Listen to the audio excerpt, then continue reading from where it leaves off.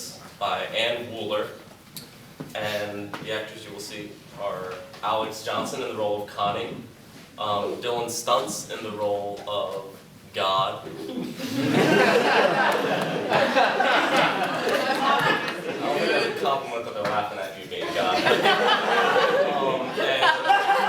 And Rob Brockmeijer as Satan.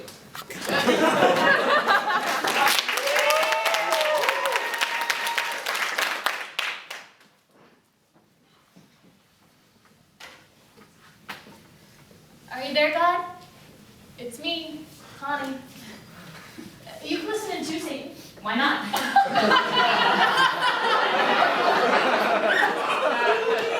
The devil wasn't a good listener.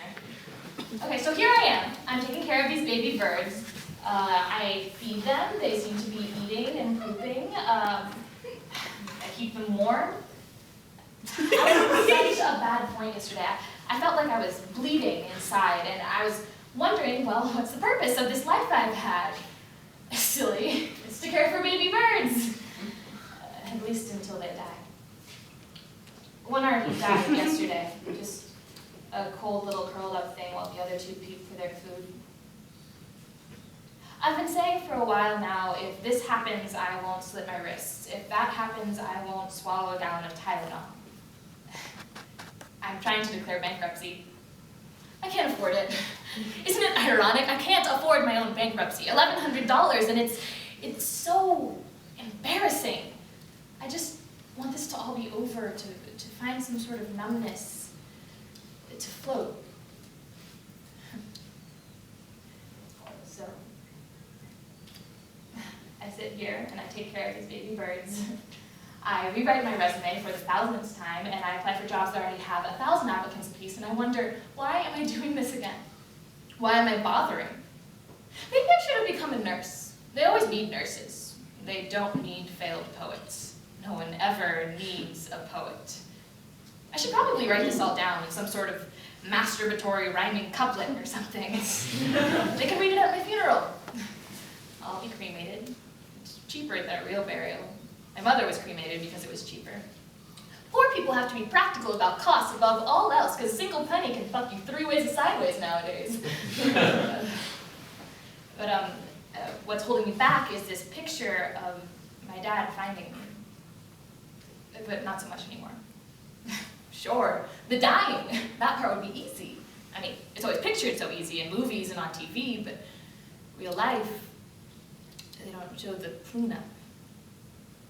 The what to wear to the funeral decisions, the coffin versus burning the remains, and finding the body itself. It would be my dad or my brother who found me. I don't want that. So maybe I'll go for a drive, a one-way drive out to Nevada, where they have millions of hotels, and I'll just check in and never check out, like one of those Roach Motel commercials. If these 2 remaining birds die, maybe I should consider a road trip. But life is precious, right? But we know better, huh, big boy? Why are you a guy, Satan? Why not a woman? Women are very rebellious and have to be trained like vicious Dobermans in order to behave. I mean, I could totally see a woman starting a fight with Big Boss up there, getting all cranky and snotty and riling up the other angels. That's probably why I don't have a husband and 3 snots-married rugrats by now. Pretty bitchy myself. Obedience to God a big 0. I haven't been to church in, what, years? Not even a Christmas service. I do love the Christmas carols, though. Those beautiful old carols. And then that's what birds sing all day long. Carols. I wonder if they sing, happy to be alive and hear carols, right before the cat kills them. No cat today, no cat, no killing, no claws, just happy thoughts. Trying to have some happy thoughts here, trying to be all positive and brave and have that can-do fucky spirit. Oh, wow. I'm so angry. I'm just so angry. You see, God, I'm trying to work on my karma. I know that's like a pagan thing, I think, but the golden rule, that's karma, right? Do unto others. So I try not to be mean, I try to be a good person, I act nice, I don't spit on babies or I don't run over bicyclists, though it's so tempting. On the road in their tiny little too tight outfits. Don't you want to smash them with your car and then back up and then laugh at them and smash them again? Maybe that's just me.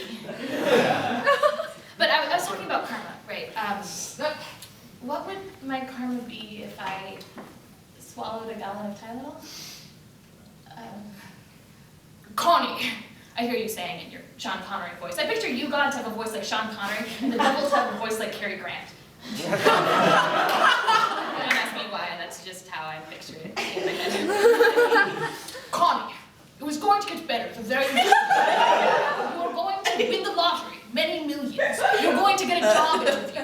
You're going to get published by some vastly important New York poet magazine. You only had to wait one day.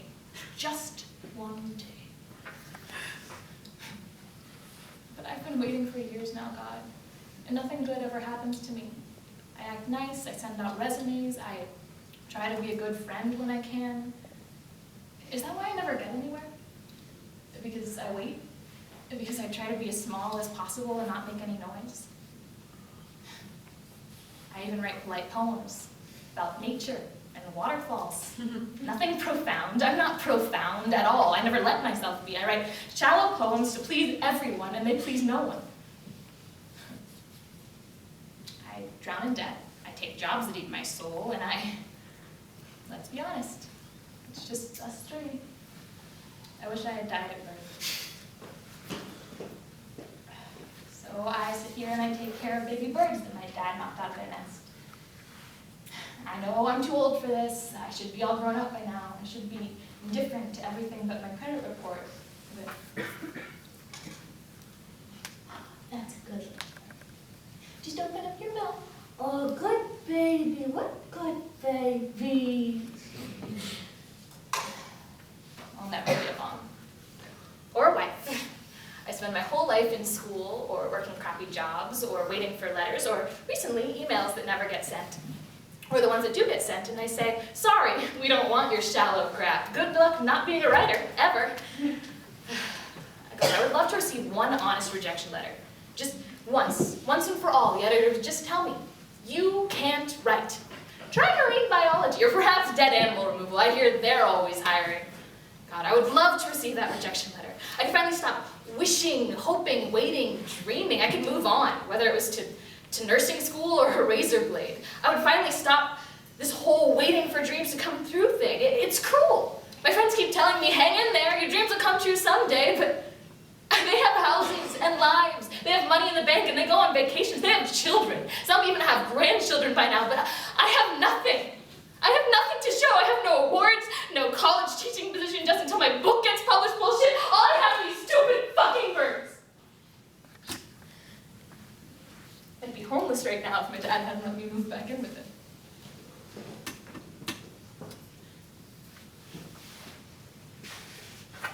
If these birds die, I'll write a poem. I'll call it Dead Birds, Dead Broad. And I'll put glitter along the edges and stars in the margins to make it look extra special. Then I'll hang it on my wall, so every day when I'm in nursing school, I can remind myself why I'm there, and why I'm not in some beautiful palace somewhere, writing the life and times of Lord Byron, and sipping on tea and eating cucumber sandwiches and flaming hot Cheetos. Even a great fabulous poet like myself would still have those hot Cheetos. I mean, damn, thank you, God, for giving someone the idea to make hot Cheetos. I mean, they make my bad tooth hurt, and I have to take a leave every time I eat them, but life is pain, right? And in the end, it's all worth it. Is that the lesson I'm supposed to take away from today? No, honestly, I want to know, what lesson am I not learning that I have to keep failing over and over again? What lesson is that?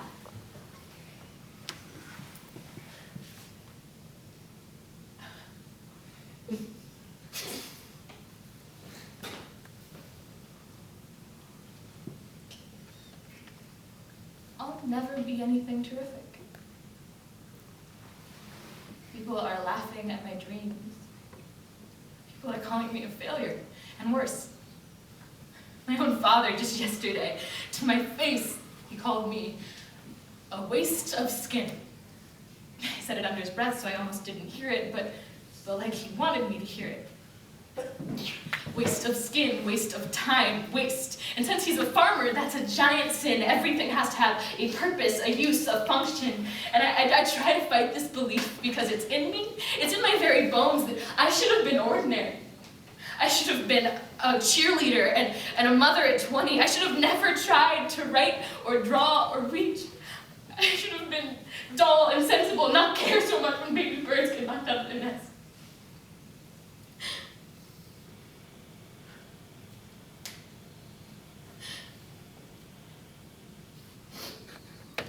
Is it peaceful when you die? I think it is. I think it's when you can finally stop waiting.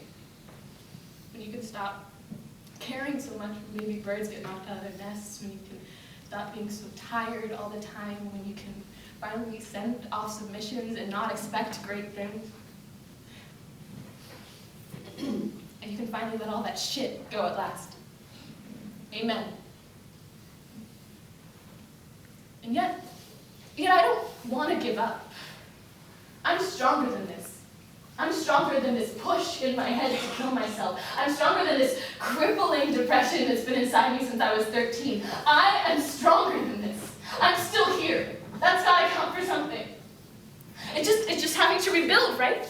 And starting over and laughing, seeing how funny all this is, seeing how funny all these crappy, humiliating moments are.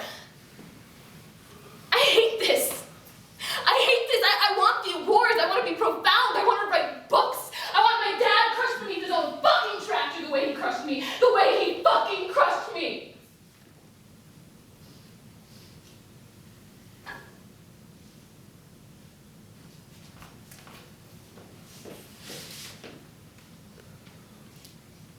Only one left now. Only one. Do I hope it lives, that last little bird? Or that it dies? I'm just so tired of hoping. I'm so tired. Just the thought of waiting for that last little bird to die. And if it lives,